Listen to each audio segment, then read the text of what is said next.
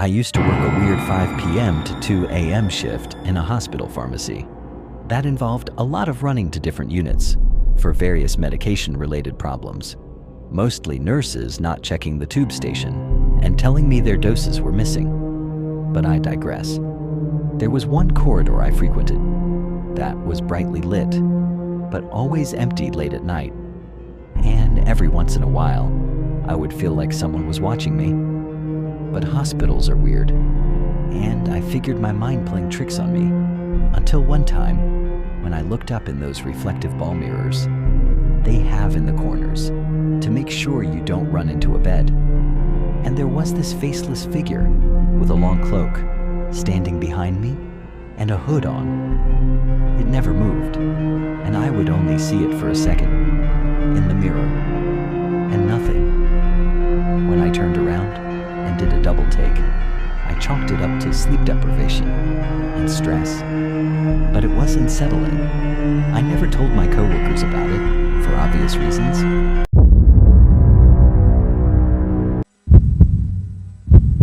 I currently work night shifts in a rehabilitation hospital that, I'm not even joking, is haunted as fuck. This building is very old, like late 1800s to early 1900s old.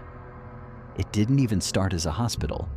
It started as a sanitarium, back when medicine was honestly terrifying by today's standards.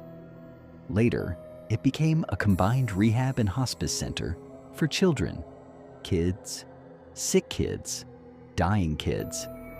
And it stayed that way until the 1950s, when it was finally converted into the adult rehab hospital it still is today. But whatever happened here back then never really left. Working nights there feels wrong sometimes, like the building itself is watching you, especially when the halls go quiet and you're completely alone. One night, I heard children giggling, like 2 or 3 kids running down the hallway. But here's the thing. There are no children in this hospital. None. I stepped into the hallway expecting to see something, anything. But the hall was empty, completely silent. Another time, I was standing in the middle of the hallway, totally alone, when suddenly, something poked me in the back.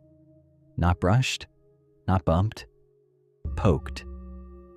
Like someone reached out and jabbed me with a finger. I spun around instantly, heart racing, but there was nothing there. Nothing behind me, nothing near me, no carts, no equipment, nothing that could have touched me. But the creepiest thing I've ever seen happened in the front lobby. There's an old piano there, one that nobody really uses anymore. One night, while passing through the lobby, I saw an old woman sitting at the piano. She was wearing this beautiful old-style dress, like something from another century, and she was just sitting there, calmly playing.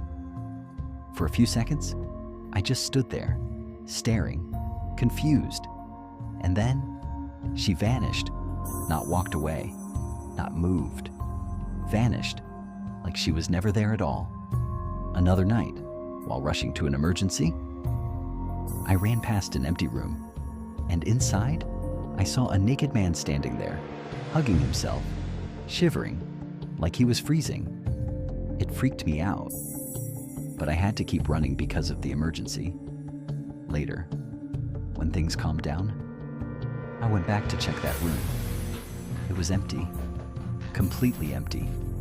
No patient, no person, nothing. And then there was the basement, where the vending machines are. One night, I heard a little girl singing. Soft, slow, creepy singing. I walked around trying to find her, checking every corner, every hallway. But there was no one there, not a single person. And it's not just me. Doors close by themselves. Things fall off counters. With nobody near them, patients wake up terrified, saying they saw someone standing in their room. Even when the room next door is completely empty, Sometimes you hear knocking on walls from rooms that nobody is inside. And yeah, sure, some of the electrical problems could be explained. The building is old. The wiring has been renovated like 10 times over the last century. But still, all of these things together, the sounds, the sightings, the feeling you get walking those halls alone at night, it creates this constant feeling that you are never truly alone in that building. Even when it looks empty, something else is still there, watching, waiting.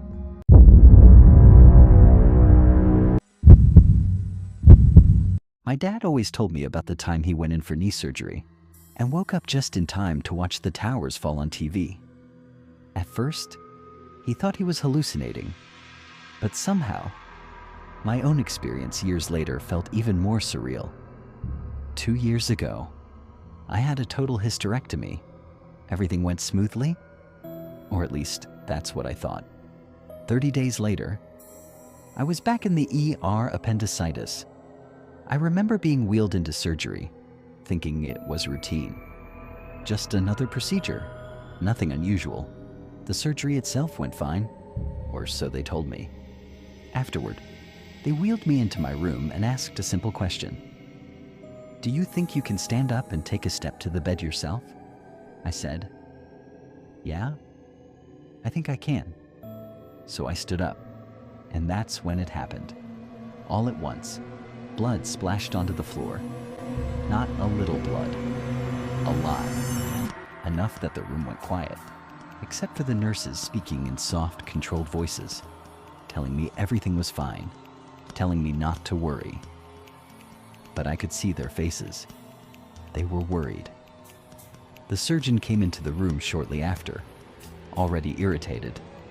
He looked at me and demanded, "What did you do?" Like it was somehow my fault. Like people don't just start bleeding for no reason.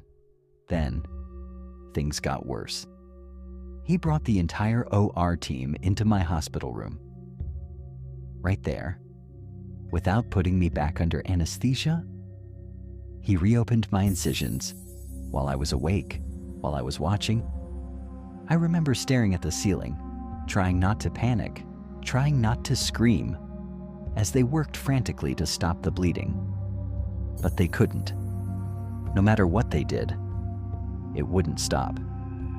Eventually, they sent me home with a wound pump suctioned onto my stomach, designed to keep the area from getting infected. It was uncomfortable, painful, but at least I thought the worst was over. I was wrong. A few days later, my skin started burning. Not itching, burning. I was having an allergic reaction to the adhesive holding the pump in place. I had no choice but to remove it myself. When I finally looked down at my stomach, my skin looked like it had been covered in third-degree burns. Red, raw, destroyed. And somehow, even after all that, I still ended up with a surgical infection. At that point, I felt completely helpless, terrified. Eventually, I went in for a follow-up with the surgeon who had performed my hysterectomy. I told him everything that had happened. Every detail, every mistake, every moment of fear. Because of the timing, I was supposed to see that same terrible surgeon later that day, the one who had reopened my wounds, just to get my stitches removed. And honestly, I was terrified to see him again. My hysterectomy surgeon left the room for a few minutes. I didn't know why, but when he came back, he looked serious, calm, but serious. Then he said something I will never forget. "I filed a complaint against that doctor, and I'm taking over your care." And in that moment, after everything I'd been through, I just broke down crying. Not from pain, not from fear, but from relief. Because for the first time since this nightmare started, someone was finally taking care of me.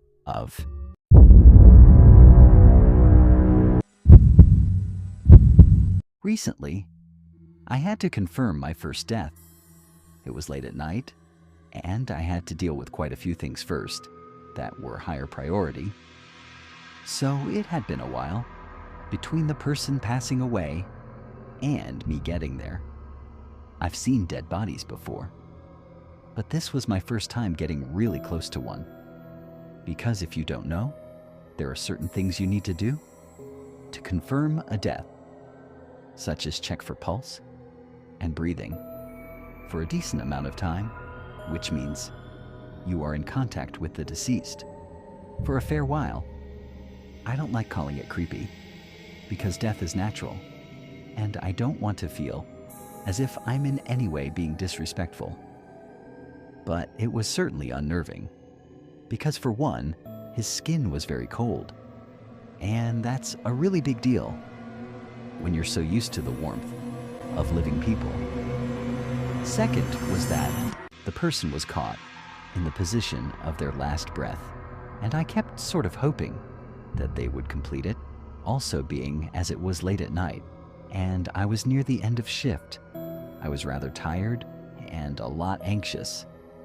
Out of the corner of my eye, I kept seeing movement. I'm still sure he was dead because I did really check, but it messed with me a little